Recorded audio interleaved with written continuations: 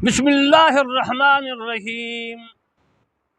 आज मैं आपको अल्लामा तालिब करमानी बस्ती यासराबाद चक मुगल तहसील महल से ज़िला बिहारी सूबा पंजाब पाकिस्तान से अर्ज़ करता हूँ कि मैं आपको नमाज फासिद करने वाली चीज़ों के मुतालिक मसाइल अर्ज़ करूँगा। बकिया पहले मैं अर्ज़ कर चुका हूँ। तफसीर अर्ज़ करने से पहले, समझाने से पहले मैं आपकी खिदमत में अर्ज़ करता हूँ कि मेरा चैनल करमानी टीवी, जिसमें कुरान मजीद फुरकान हमीद की तफसीर करमानी लिख रहा हूँ, आपने उनको ज़रूर सब्सक्राइब, लाइक, कमेंट, शेयर करना है, लोगों के कानों तक पहुँचाना है। क़यामत के दिन ये कोई ना कह सके कि मेरे कान में अल्लाह का कलाम नहीं आया, इस्लाम नहीं पहुँचा, रसूलुल्लाह सल्लल्लाहु अलैहि वसल्लम का फरमान नहीं पहुँचा। और दूसरा मेरा चैनल है करमानी टीवी 3, जिसमें आपकी खिदमत में मैं अर्ज़ कर रहा हूँ। तो मेरे दोस्तों, मेरे चैनल तीसरा है, उसका नाम है करमानी अकबर,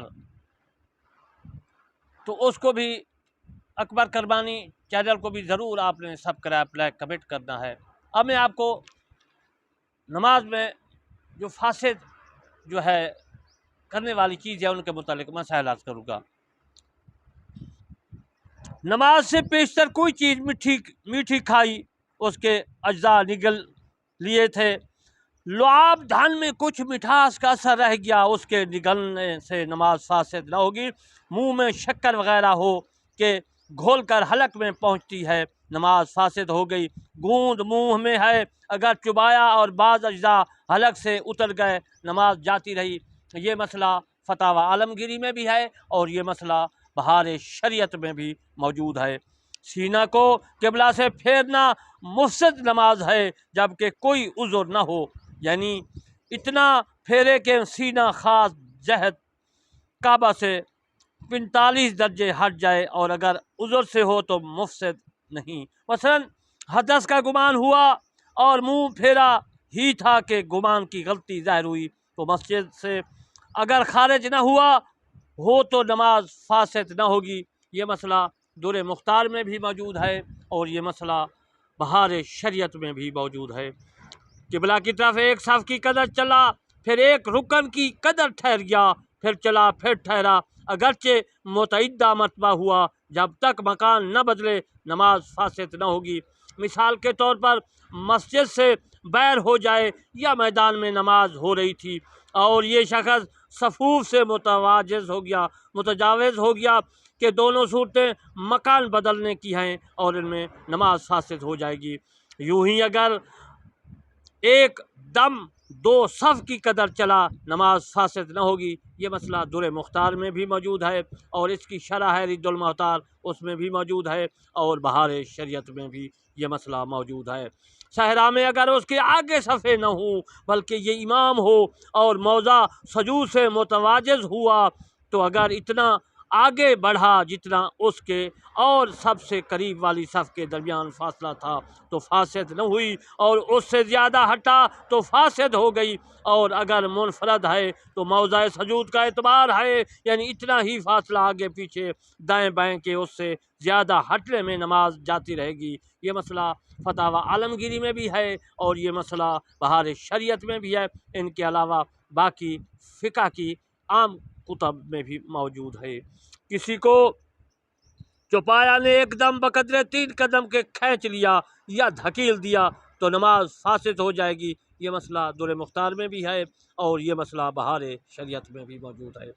एक नमाज से दूसरी की तरफ तकबीर कहकर मुंतकिल हुआ, पहली नमाज फासिद हो गई। मसलन ज़ोहर पढ़ रहा था, असर या नफल की नियत से अल्लाहु अकबर कहा, ज़ोहर की नमाज जाती रही। फिर अगर साहिब तरतीब है और वक्त में गुंजाइश है तो असर की भी ना होगी, बल्कि दोनों सूरतों में नफल है, वरना असर की नियत है तो असर और नफल की नियत है तो नफल। यूं ही अगर इतना तनहा नमाज पढ़ता अब इक्तदा की नियत से अल्लाहु अकबर कहा या मुक्तदी था और तनहा पढ़ने की नियत से अल्लाहु अकबर कहा तो नमाज फासिद हो गई।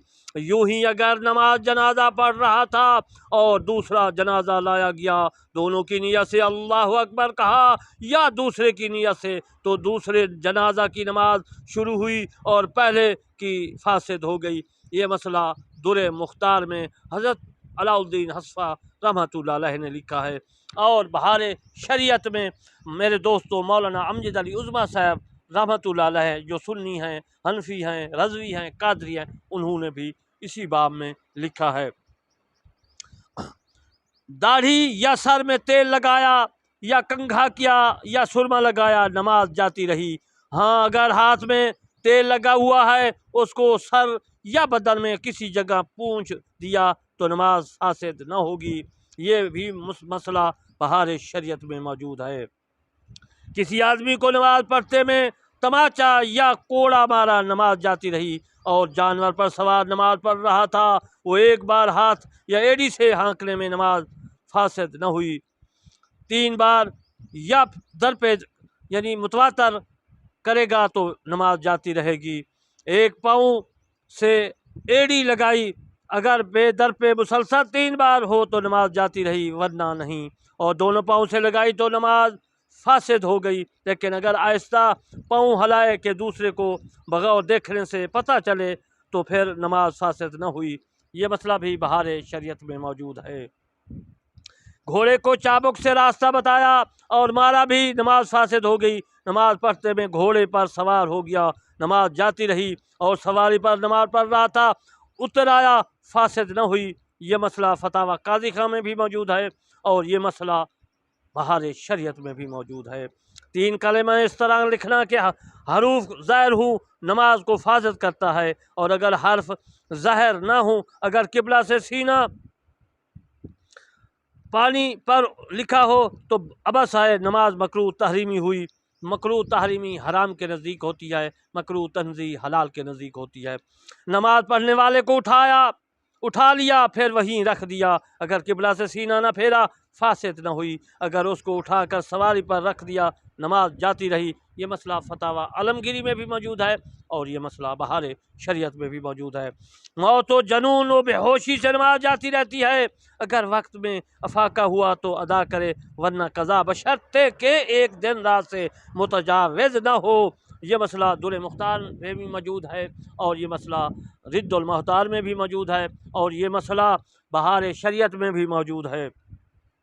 कसदन वज़ू तोड़ा या कोई मूजिब गुस्ल पाया गया या किसी रुकन को तर्क किया, जबकि उस नमाज में उसको मेरे दोस्तों अदा जो है न कर लिया हो, भला उज़्र शर्त को तर्क किया या मुक्तदी ने इमाम से पहले रुकन अदा कर लिया और इमाम के साथ या बाद में फिर उसको अदा न किया, यहाँ तक कि इमाम के साथ सलाम फेर दिया, या मसबूक ने फौशुदा रकात का सजदा करके इमाम के सजदा साहब में मुताबियत की या कैदा खीरा के बाद सजदा नमाज या सजदा तिलावत याद आया और उसके अदा करने के बाद फिर कैदा न किया, या किसी रुकन को जो है मुताबियत की या कैदा खीरा के बाद सजदा नमाज या सजदा तिलावत याद आया और उसके अदा करने के बाद फिर कैदा न किया, या किसी रुकन को सोते में अदा किया था उसका इयादा न किया, इन सब सूरतों में नमाज फासिद होगी। ये फतावा आलमगीरी में भी मौजूद है मसला और ये मसला बहार शरीयत में भी मौजूद है।